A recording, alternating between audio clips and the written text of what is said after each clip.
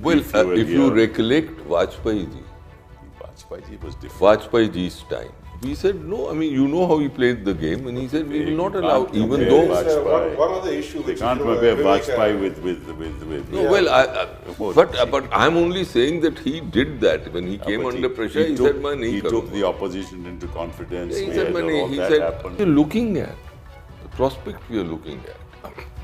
Is system collapse, and if the Americans are now playing with the minorities, the ethnic minorities, then they're playing with fire. Because if the system collapses and it breaks up, the Iranian Shia core has never broken up over the last many hundred years. If this breaks up, There has been a bombing of Azerbaijan, Right. which the Iranians have denied at a high level. Right. I think Deputy Foreign Minister, the military head has denied. So they are saying it's sabotage by Israel. 20% of Turkish population is also Kurds, I believe. So Turkey, yes, Turkey has another Kurdish problem. So that's another complication. you're underlining one fact, which is that history is repeating itself. In 1953, the CIA engineered a regime change that led ultimately to the Islamic Revolution. And now, again, they are back to regime change business.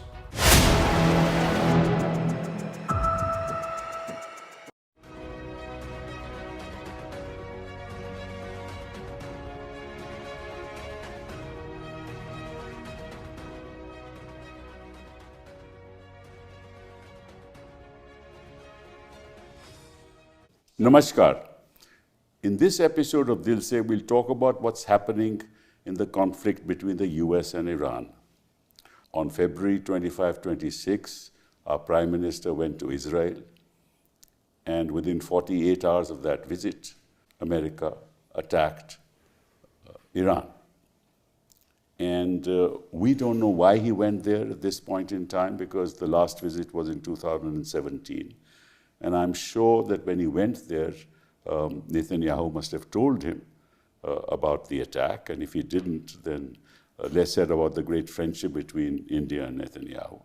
But we'll move beyond that, because we don't know what's really happening, because there's a lot of misinformation and disinformation that's flying around. We don't know what the extent of the casualties are. We don't know how Iran is responding, in what manner it has broken the air dome of Israel. Those issues we'll not talk about. But we'll talk about what impact it has on India. Because as far as India is concerned, we are highly dependent on the import of crude oil. We import 80% of our crude oil, and 20% of the global oil goes through the Straits of Hormuz. And the Iranians have said that other than Chinese flag ships, they will not allow any other ship to go through the Straits of Hormuz. So that impacts the global community. It impacts the global economy. The price of crude has already gone up to 79. Petrol is selling at 95 in some places in India, at over 100 in other places in India. It has huge impact. The other thing is that our project of the Chabahar port has gone for a 6. We've already invested about $122 million there. That's not going to go forward. Our access to Afghanistan, because we can't go through Pakistan territory, to Afghanistan and to the Central Asian republics, that also has gone for a toss. And we don't know what the outcome of this war is going to be. It may last for very long. The price of crude may go up to 100 and 120. That impacts our economy big time. And apart from that, what are we going to do as far as the Americans are concerned? We've not, in a sense, our Prime Minister has not publicly stated that he is, in a sense, supporting the Americans in this war, despite the fact that we have huge civilizational links for thousands of years with the Iranians. And when the British were in power, our border was contiguous to Iran at that point in time. And so there are very many things that we need to talk about as to the implications of all this as far as India is concerned, both politically and its economy. But there is one other issue that I want to raise, and I will seek my guests today, experts in the field, to comment on it, that we have a relationship with the United States, and we entered in 2016 to the Logistics Exchange Memorandum of Agreement, which allows mutual access to facilities for refueling and logistics between India and the US Armed Forces, including Navy. Now, as you know, Iran attacked American bases in the Middle East, whether it was in Qatar or in Bahrain or in Saudi, and therefore, in a sense, destroyed access to the Americans to those bases for the purposes of attacking Iran. Now, they may want to use the logistics agreement to use India. If that happens, then we'll directly or indirectly be involved in the war. And that's a very serious issue, so we'll have a discussion on some of these issues. So I want to introduce my guest today. Vivek, you've been here so often, and thank you very much, because you've been a tremendous support to us because of your enormous depth of knowledge as far as this area is concerned. You've been in Abu Dhabi, in Cairo, in Washington, in Kuala Lumpur. You've been ambassador to Myanmar, Afghanistan. You've been JS Iran, Pakistan, Afghanistan, Secretary West. And so you've got enormous experience. You retired in 2011, and every time I open a newspaper and read your article, I sort of learn a lot from it. So thank you very much for being here. Navtej, you, on the other hand, have been both our ambassador to Washington, to America, as well as High Commissioner to the UK. You've been our ambassador to Israel in 2008 to 12, and you've been Secretary West 2014 to 16. And after 38 years, you've retired, and you've got great knowledge of, this area and the politics of this area. So apart from the fact that you're a great novelist, you've written so many books, both fiction and non-fiction. Thank you very much for being here. Brahma, you were the strategic thinker here, public intellectual, involved with international security issues, geopolitics, resource diplomacy, and you've got part of the NSAB, member of the NSAB. You got fellowships all over the world. Your articles are written in the New York Times, published in the New York Times, Wall Street Journal, Guardian, Japan Times, CNN, BBC. You're often on those programs. So thank you very much for being here. I'll start with you, Vivek. What's going to happen? I think it's very difficult to predict, but a couple of things I wanted to say as preliminary points.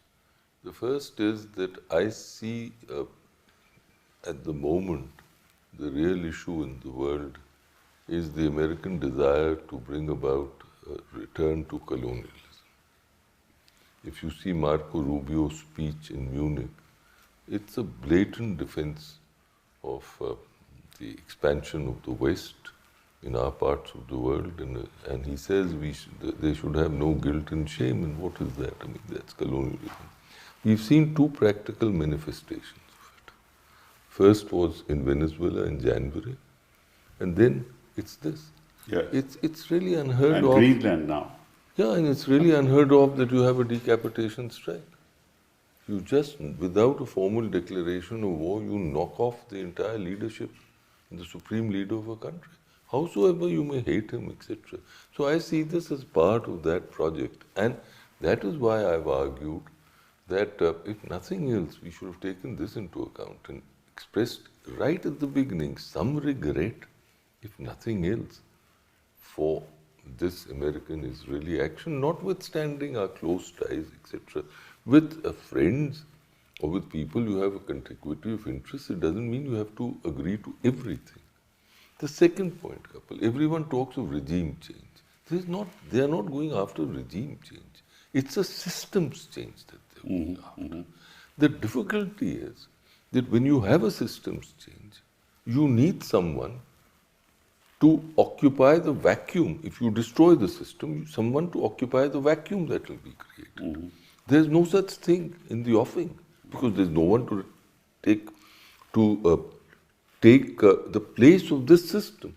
After all, in 79, when the Shah left, you had Khomeini who could come in and he established his own system, which was the Vilayat-e-Faqih.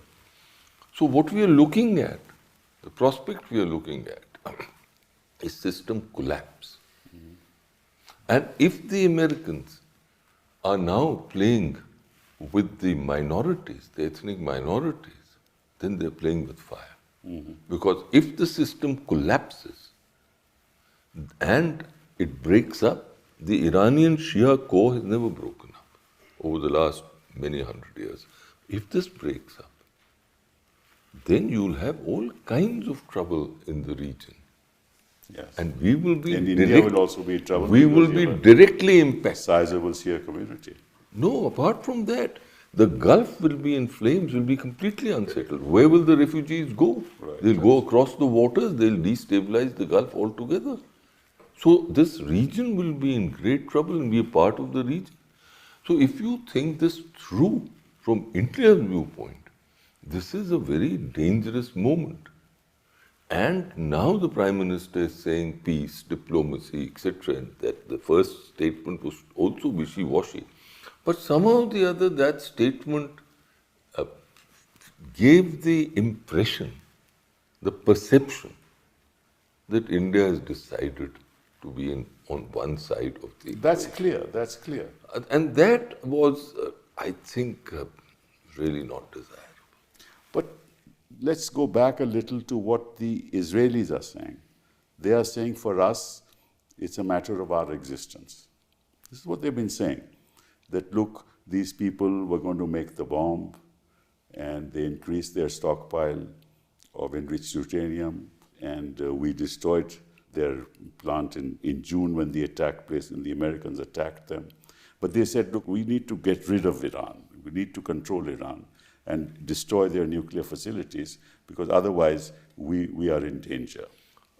If I was a strategic sort of thinker, which I'm obviously not, but in Israel, I would want a black hole in Iran. That would serve my interests. I would not be bothered about the consequences of that black hole on the region because it would not impact me. It would not impact Israel. No refugees will be streaming into Israel. Europe, yes, at a pinch. The Gulf, yes.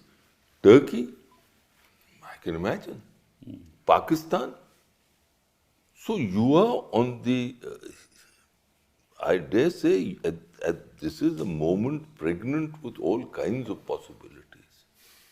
And God forbid, if it is not contained soon, it can have major implications for us. Let me come to you, Naftej. There was a deal with the Iranians in 2015.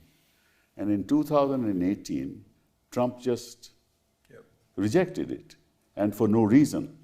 And I believe, and I may be wrong, in 2025, actually, Iran told them that we'll never, ever make a bomb. This is what I'm told, that their meetings took place in Muscat. The Americans were sitting in one room, and the Iranians are sitting in the other room, and this language was debated for a while, and the Iranians ultimately agreed, and then Trump said, we reject. This is what I'm told.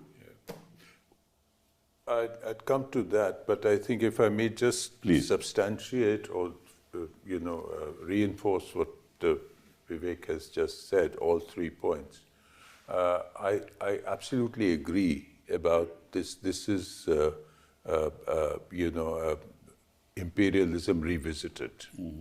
And actually, I did an analysis of the Rubio speech last week, and today I thought maybe I'd stepped out a bit too much, but when I heard Lindsey Graham frame it as a crusade. I see. So it's not just colonialism, it is civilizational colonialism. Oh. Rubio makes it very clear that we are a superior civilization, and these unwashed masses, so I think that is a very good framing for what's happening.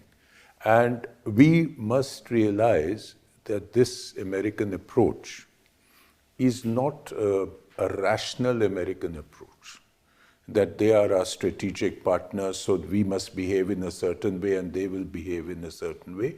This is now a thing that is out of control. It's a kind of messianic approach. Europe doesn't seem to be part of it, though. Europe is very reluctant. Yes. Europe is broken up, what they're doing. Even the UK has dragged its feet, which is saying a lot. Correct. The second issue of objectives of regime change. I think the Israelis had a very clear objective. This is an opportunity for Netanyahu himself to save his skin, his accountability, from getting a chance possibly to change the constitution of Israel, to survive, firstly. And then he finally sees an American president who is willing to go with him. And that's how it happened 8 months ago. And that's how he's gone now. They have no plan for the day after. And they don't care. Exactly right. The worst and the most likely day after is exactly ethnic strife. Right. And now they're putting the Kurds Yes, I know. trying to go in. Tomorrow they will ask the Azeris. There has been a bombing of Azerbaijan, Right. which the Iranians have denied at a high level. Right. I think Deputy Foreign Minister, the military head has denied. So they are saying it's sabotage by Israel. 20% of Turkish population is also Kurds, I believe. So Turkey has another Kurdish problem. So that's another complication. And the third point, which you mentioned about Trump's JCPOA withdrawal, Yes, yes. the Israelis had convinced him that the Obama deal was not a good deal. Okay. Because it covered at best the nuclear issue, and that also not to the extent that they would have liked. It reduced the enrichment, it increased the verifications. 3.67%, beyond that they couldn't go. Yeah, I think it was, I forget the exact figure, but it was 60 or something like that, 60%, which they could go to. But they were saying they could go to 60, and from 60 to 90 odd, they can go pretty fast. But Trump at that time just decided to leave it. The Europeans didn't leave it. But Trump decided to leave it, and again it was to A, agree with Israel, and B, to spite what Obama did.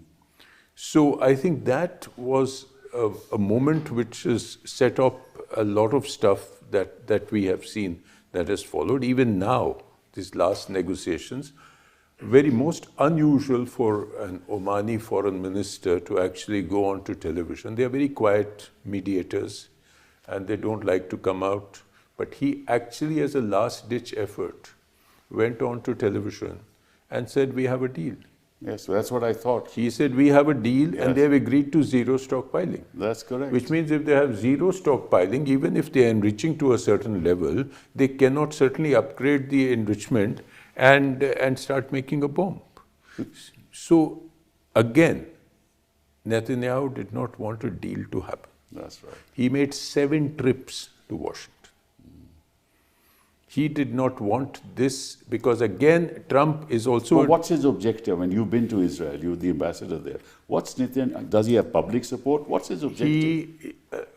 He has, for the last 40 years, talked about the existential threat of Iran to Israel. It is the biggest hawa, as we say.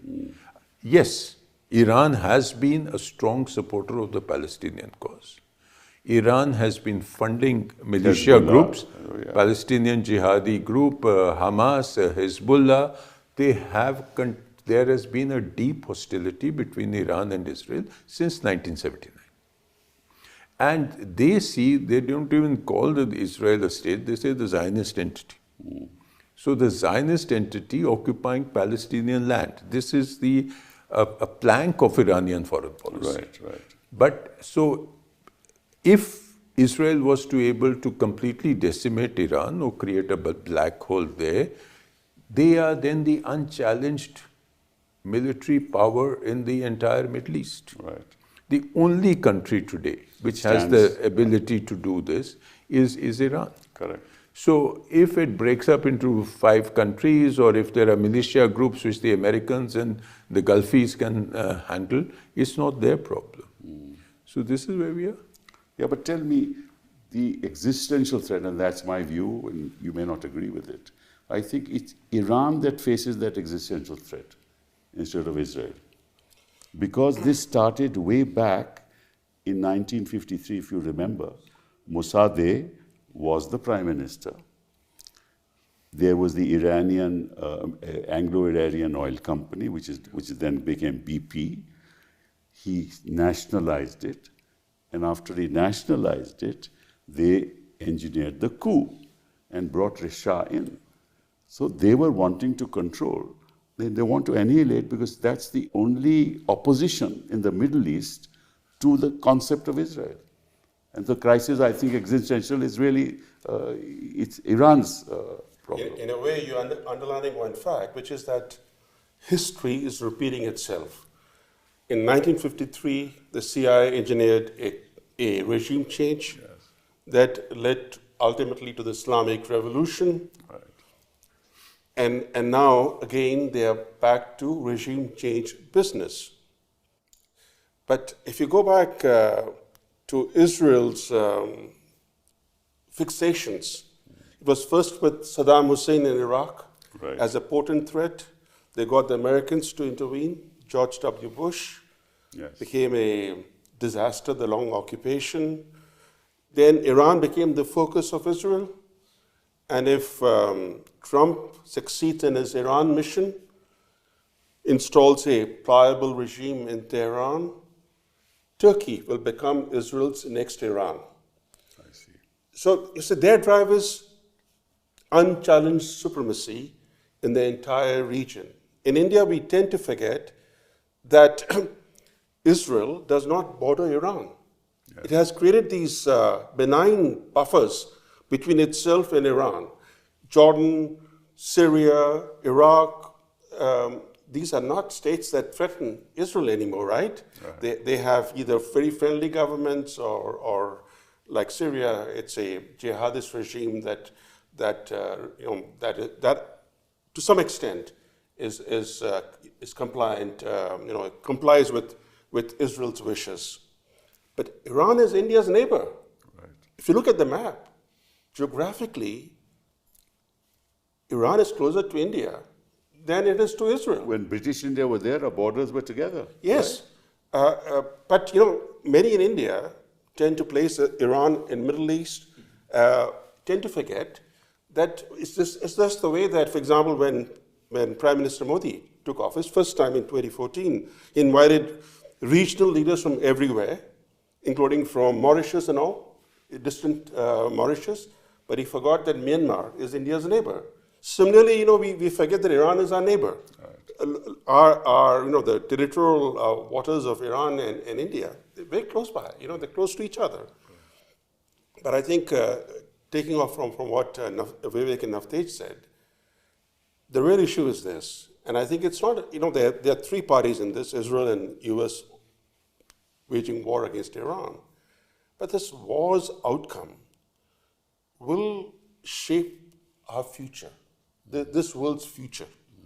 The reason why I say that, because in modern world history, there's no parallel of one national leader upending the international order, casting aside international norms, international rules, and trashing international law, weaponizing trade, resorting to military force so often, as Trump has done. Right. In the last 12 months alone, he has carried out military strikes in 7 countries and 2 regions, the Caribbean and the Pacific. He has turned disruption into his governing doctrine, into his governing philosophy. Imagine if he succeeds in Iran. He succeeds in Iran. Of course, he's been emboldened by his success in Venezuela, in abducting a sitting president.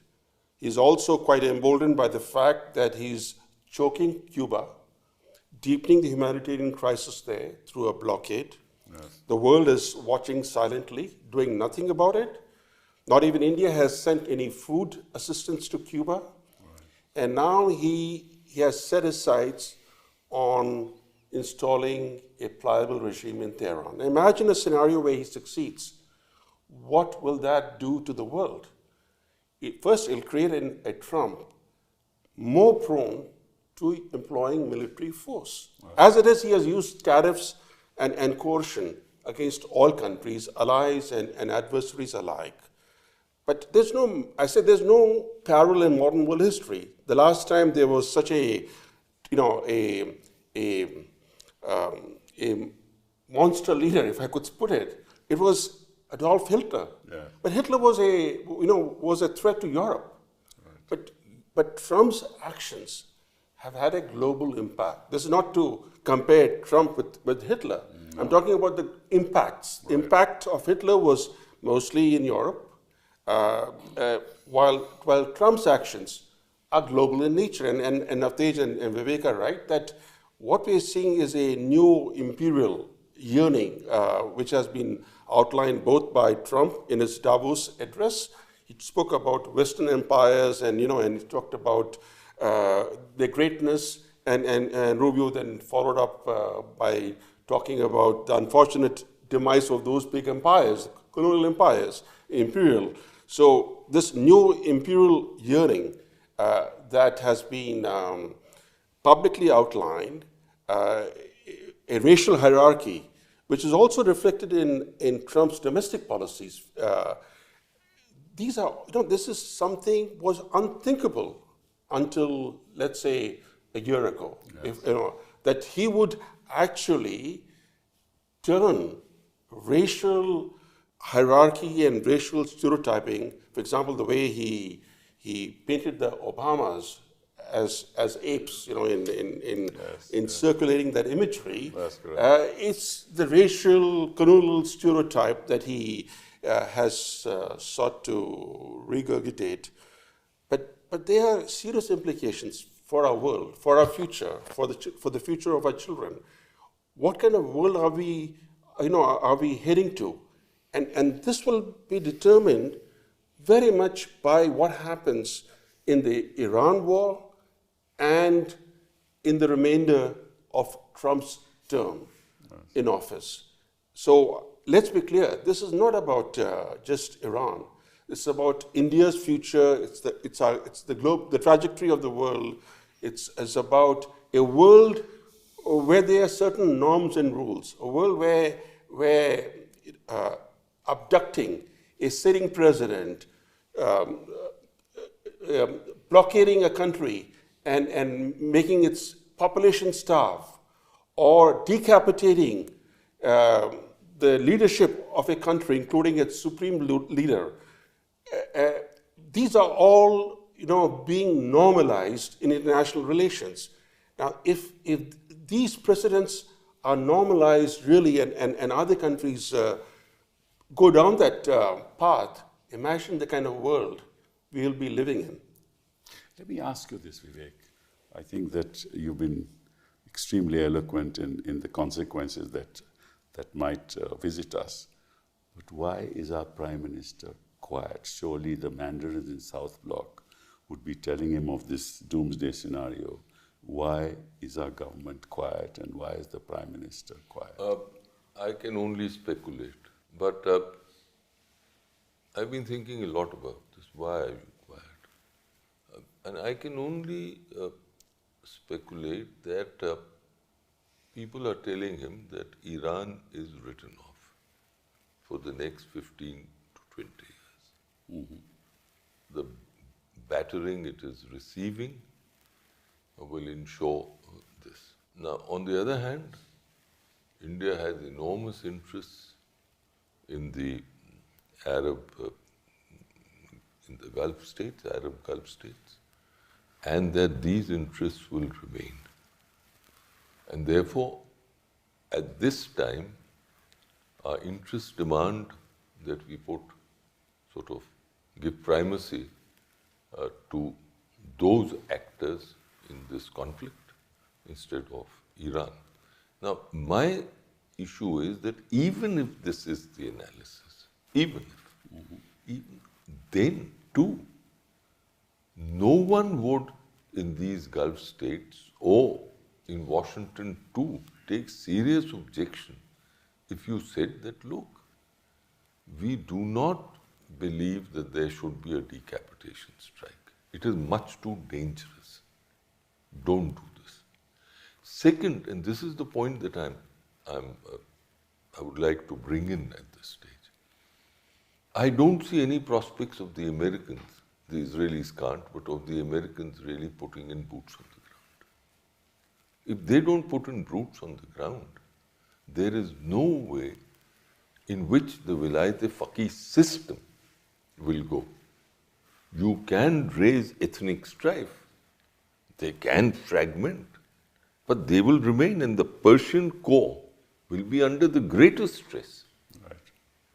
If that happens, then we get affected in the scenario that I painted. Yeah, that's why. So if the scenario that you have painted, I don't think they've thought through to this extent. They perhaps think, because they were not thinking at the time when they took this decision on the 28th, and I believe that there's been a change today, because still yesterday the signals emanating from Delhi were no condolence book is to be signed, nothing. And today you have the Foreign Secretary going and signing condolence. a bit too late, I guess. Well, so there, I think there's been a rethink. We've got to see how deep is this rethink. And then, of course, this point that you raised right at the beginning, which is that we have these arrangements and agreements with the US. Where does that leave us? I would tend to think that those agreements relating to access relate to peacetime.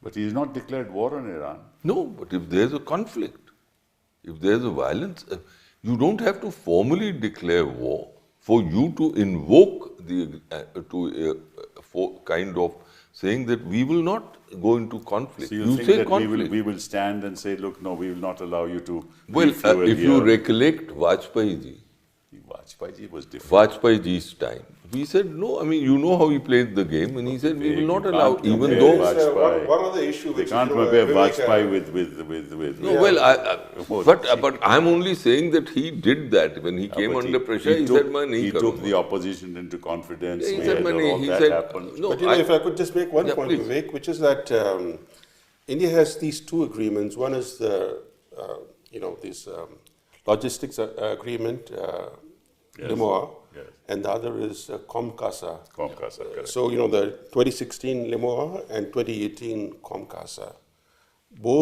Under both agreements, India and the US share maritime and other sensitive data. Correct. And one question that has arisen is that did the Americans use the shared data to locate and sink the Iranian frigate? Yes. Because the government has to clarify whether shared intelligence had a role to play in the Americans locating and sinking that frigate, because it's not just an academic question, because in an armed conflict where the Americans have not declared war on Iran, but they are waging war on Iran, they are today pressuring India to fully activate LIMOA so that American military assets in the Indian Ocean are able to refuel and use Indian maintenance facilities at Indian ports.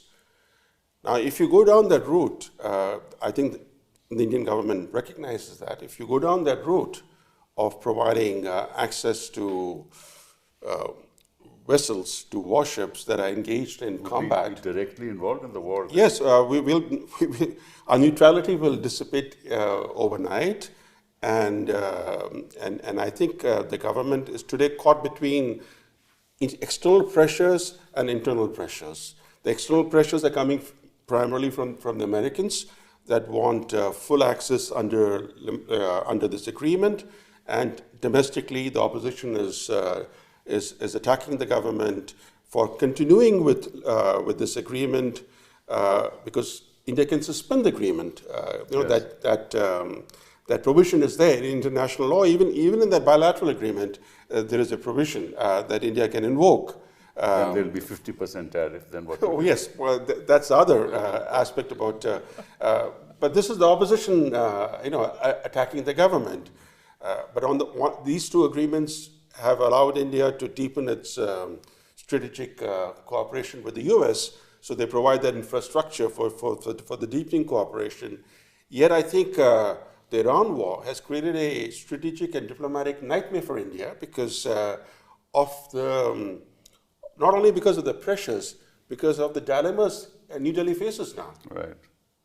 Now, Tej, what's your view on this? I think because it's not just these two agreements. We have signed all the foundational agreements. There are four foundational.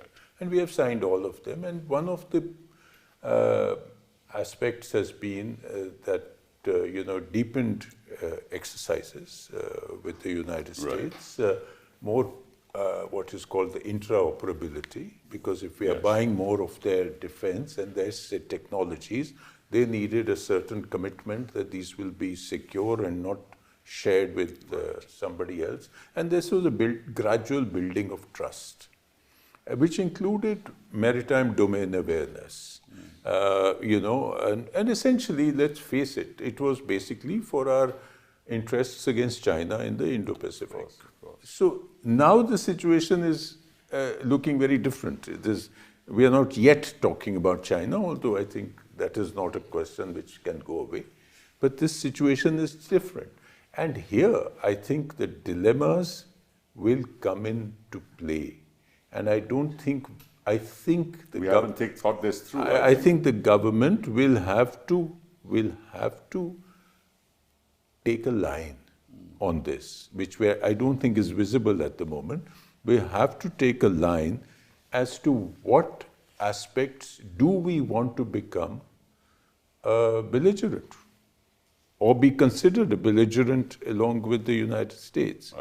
My gut feeling about India is that we will balk at that. We will not want to get there. Yeah. So we will find ways and means of evading that. How much pressure we get from the United States and how we withstand it, and 50% or 60% or whatever, we're taking it.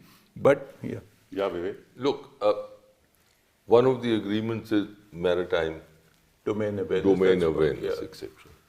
Suppose we had a conflict with Pakistan.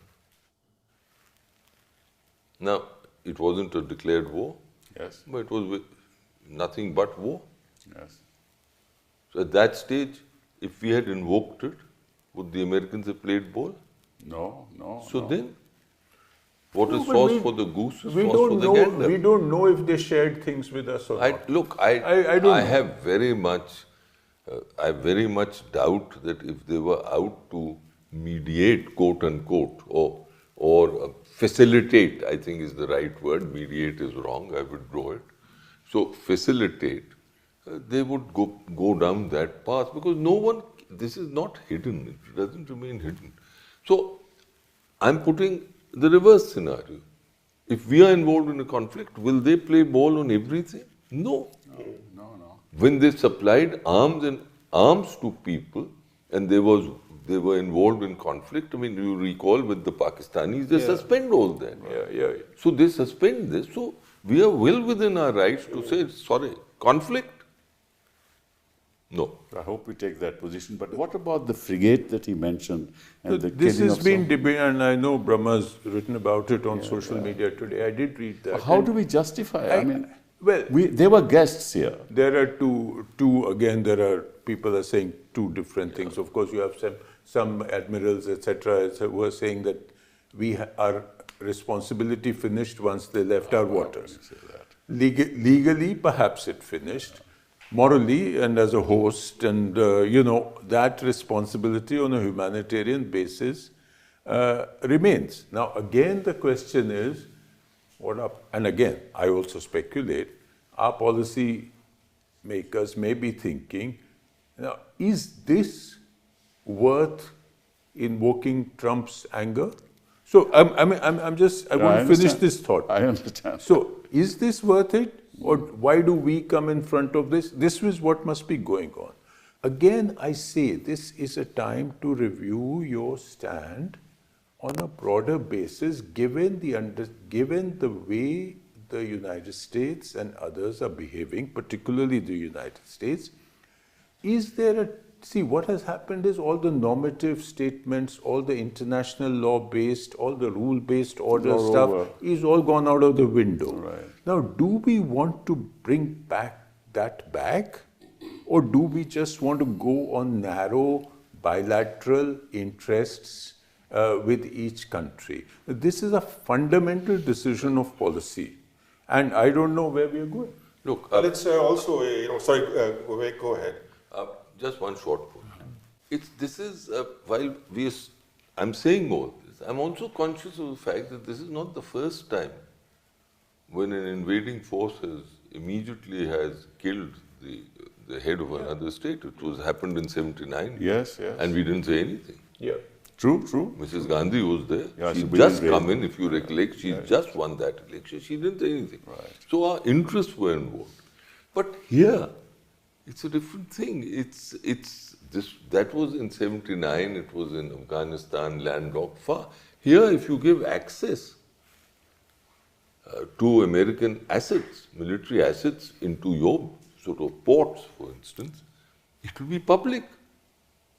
And there will be a deep amount of upset, so it's different. So it actually is something where it will have firm. Huge domestic implications, That's also electoral implications. Everything. So I think on that there point, will be a problem. My gut feeling is on that point, India will come together. Yeah, I think. Yeah, but why can't you issue a statement that what you did to the Iranian frigate is unacceptable? No, but see, India describes itself as a net security provider in the Indian Ocean region. The Indian Navy advertises itself as, quote-unquote, guardian of the Indian Ocean. Right. With one torpedo strike, the US has punctured all these Indian narratives. It has left India looking really bad in its own region. And this is not the first time. This is not the first time. Trump has been doing it repeatedly. Each time the Modi government has employed military force, there were two occasions. One was the Balakot airstrike, then second was Operation Sindoor. Who announced the cessation of hostilities? Not India. Trump. But Trump in his first term, and Trump then more recently. We are very considderate and diplomatic. We want others to do the things that we should be doing. Yes, that's right. We are very, we're generous. We are the good boy. But I think here, a guest frigate of a country is attacked very close to Indian waters, and we are caught by complete surprise. We don't want to enrage Donald Trump, yet our interests demand that we stand our ground, that I'm not saying we make an issue in public. At least we should, for example, express serious concern over the fact that a guest vessel was torpedoed in India's maritime backyard, that express our resolve that international norms and international law should be upheld. 2014 onwards, we'll do none of that. We've done none of that. You don't expect any of that. We've been, all said and done, we've been embarrassed. Yes, deeply It's a matter of embarrassment to the Navy, and that demands a certain comment. No, I think while we think of all this, there are several other serious problems which I hope are being studied you have 9 to 10 million people. Right. And we are a country which evacuates people. Right. How? If already Indians are trying to leave the Middle East. Right. as you yourself said, our oil and energy, gas, LPG, LNG, everything, 40% of energy needs. Qatar has said we're not producing any more LPG. So we are going to have a problem in about 2 weeks. I believe Mangalore refinery has already issued something. The third thing is fertilizer. Right. Fertilizer, nobody is noticing, also comes out of Hormuz. Yes. And we are going to run into harvests and etc., and we're going to have a problem on all these issues. Fourth is where Vivek started, what the region is going to look after this is over, in whatever fashion it is over. Right.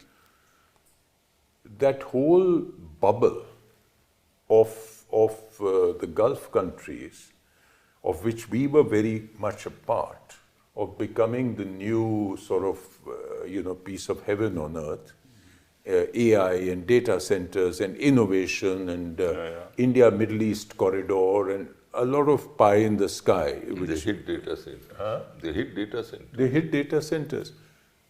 Whether or not Iran survives in whatever fashion, that level of trust for that kind of investment is gone. Right. Particularly if you have a civil war and a strife-ridden, ethnically divided region. You think you're going to have all that people coming back and investment? No way. So we will need to go back to the drawing board on many issues. And particularly on our approach to West Asia, we'll have to rethink everything. What about our standing in the global order and our standing in the South? I mean, we've lost that leadership. Even South Africa has commented. Brazil, of course, has been more, more forthcoming. So at the moment, I think that is honestly not the biggest priority. No, it's not a question of priority. Yeah. We are not a voice in the world that matters anymore. Yet, That's clear. The paradox, Kapil, is that we are Vishguru. While what you say is true, yet at the same time, India's international profile has continued to rise. There are at least 2 or 3 reasons. That's because of 140 crore people. Yeah, no, India is the world's fastest growing major economy. It's the world's 3rd largest defense spender. India's military modernization combined with India's growing economic weight does create a rising international profile. We are buyers, not sellers. Exactly, That's we the are. problem. No, Its weight is because we need investment. Yes. And also, there's several other aspects that need to be factored in.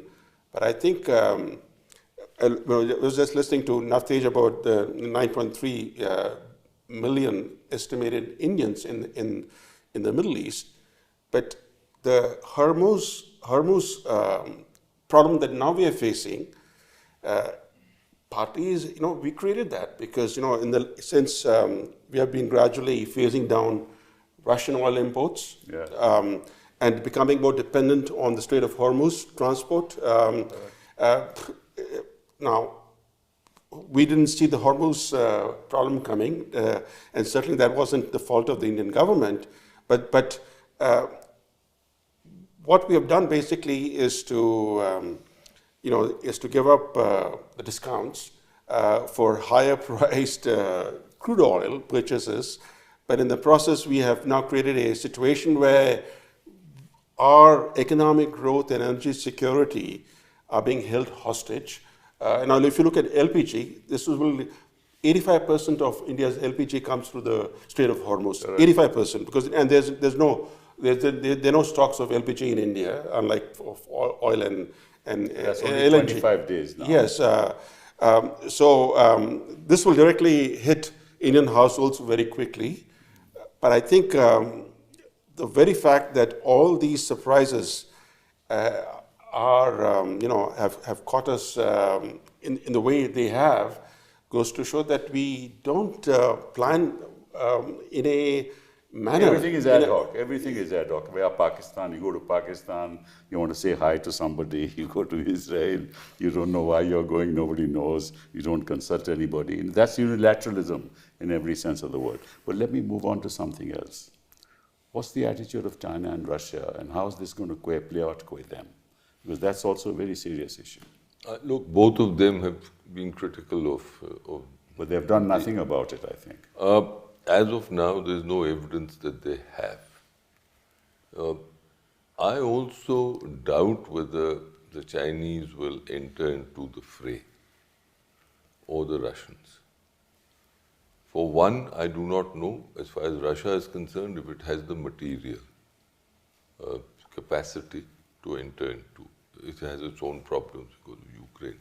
The Chinese can, but they'll have to move assets mainly through the Indian Ocean, and that will mean a direct confrontation. I don't think they want that. So they just keep quiet and let Iran sort of... I think Get decimated. that is a fact. They're seeing that Iran let's recall that Xi Jinping had visited Iran and had promised $20 billion of investments over a period of years. 3-4 years. Huh? Yeah. But what does he do? Because geography is an enemy. Also, Trump has played his Russia and China cards very well. For example, if there's one country that would like to repay the US in the same coin, is Russia, because the way the US began a proxy war against Russia through Ukraine, Russia could potentially, arm Iran and create a proxy war for the US. But Trump has played his Russia card and China card very well. He has managed to dangle the prospect of ending the Ukraine war, ending America's entanglement in the Ukraine war, and ending the conflict itself. And he's also planning to go to China very soon. So he has, with this softer approach both to Moscow and Beijing, he has ensured that... But Brahma, you said it has long-term implications, not just for our part of the world, but the rest of the world. So it has implications also for China. Of course. Yes, but it works to China's advantage. This is the thing. The more the Americans wish, continue with these endless wars, the more they expend their military. Their munitions are in short supply. Their air defenses are running low. The more they expend such critical munitions, the greater opportunity they create for China to achieve its objectives in China. In Saudi, Brahma, Chinese are making huge investments in Saudi, in that part of the world even today. No, but if you look at the ultimate matrix in which global affairs will play out and are playing out, is between the competition, the new world order, sort of, which is this between the United States and China. Right. And in that sense, Iran is small potatoes. No, of course, I don't doubt it. It is impacting us. It will impact the region. It will have sort of. But if you has look implications at for the China, world also. and if you look at the Americans and the Western outpost in Israel, it doesn't impact them. Yeah, but there are all sorts of fantastic explanations today for everything, and some of the Trump apologists are saying that this is actually aimed at China. I see. Yeah, because choking off. I've taken control of the entire Venezuelan oil supply. I'll take control of all the oil supply and gas in Hormuz. And that's who gets squeezed the most? China. Yeah. But China has this Russia option of importing more Russian oil and gas, which India doesn't have that land route. That's true. Well, that is true. But this is, as I said, all sorts of fantastic. Okay, let's move away from there. Let's move on.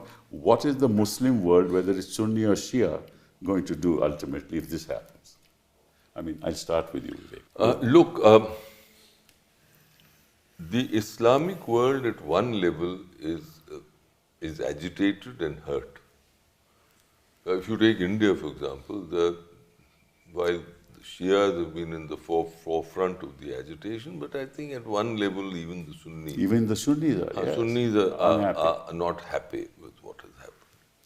But then the cleavages in the Islamic world are so basic that there is no evidence as yet that they will be healed. And certainly the action that the Iranians have taken in bombing the Gulf states, right.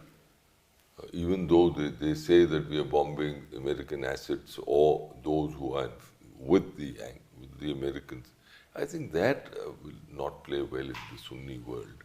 So the Islamic world will not be united on this, and I think that is one factor that the Americans are relying on. But if the idea is to colonize the world or by force, then slowly it will reach them also, depending on where, which country. Well, I think the colonization also involves smash and grab and also controlling natural resources, yes, primarily oil and gas. Now, for example, by abducting the sitting president, the US now has control of the world's largest proven oil reserves in Venezuela.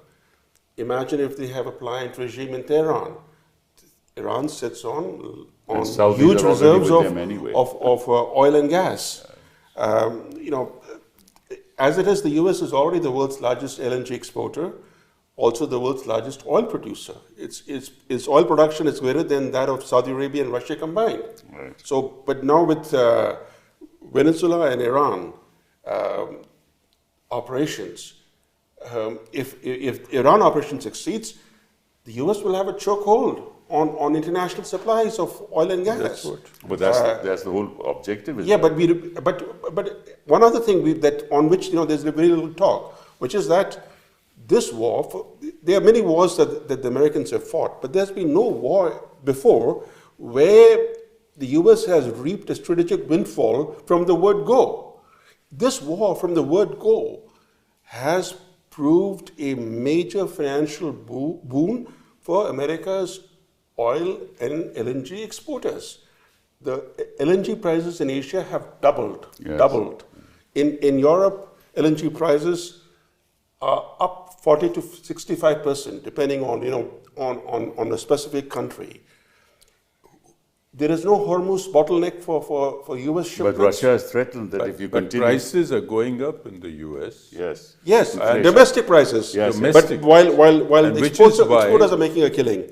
The only point I want to make to that is this is compared to the earlier wars, say Iraq, etc., 2003 and all, this war has got the lowest support within the US. Yes, exactly. No doubt about it. So you had 90% behind George W. Bush. Right. You have a maximum of 30 to 35% by the latest polls. That's true. Behind Trump. And only 6 Americans have died so far. That's right. And so there is, he has no approval from the Congress. Yes. He has not bothered to go to the UN Security Council, unlike everything that was done in the previous occasions. I mean, the effort was made, huge effort. So I think we can't completely say that all Americans are sanguine and behind him on this. No. And that is going to be a factor which, as the midterms come closer, is going to begin to constrain the United States, at least theoretically. Because now they've said 8 weeks. Let's see. Look, let me say this, that there are so many imponderables, Kapil, at this time, We just don't that know. it is very difficult to chart out Anything. anything. Especially when Trump is there. You don't know what Trump he's is going to there, do. and then one factor that I mentioned, and I'll again repeat it. Let's not forget that in Venezuela apart, where they picked up a fellow and they had picked up Maduro, and there was a guy there with Iran is a different cup of tea. And they will not put in boots on the ground. No. Now, if they don't put in boots on the ground, Iran will be a different ball game altogether. Yeah. Iran has never been colonized, Vivek. In the history of Iran, never been No, colonized. the IRGC is a very Strong, exactly. You may It's disagree with Yes, it, but yes. you can't disagree with the that's- fact that they are layered, they are entrenched, They are spread around the country. They are decentralized, Right. and that's why you're seeing this kind of retaliation. They are there. They are there. So it's a very, not a very happy scenario, not a very happy situation to be in for us, for all of us, for India in particular. It's going to have huge implications. And I think the quicker, as you say, they go back to the drawing board and decide what to do next. I think that's necessary. I think they will. Well, because once the pieces fall, we'll have to see how to pick them up. Yes, I know. And let's hope Modi ji listens. Thank you. Thank you. Thank you.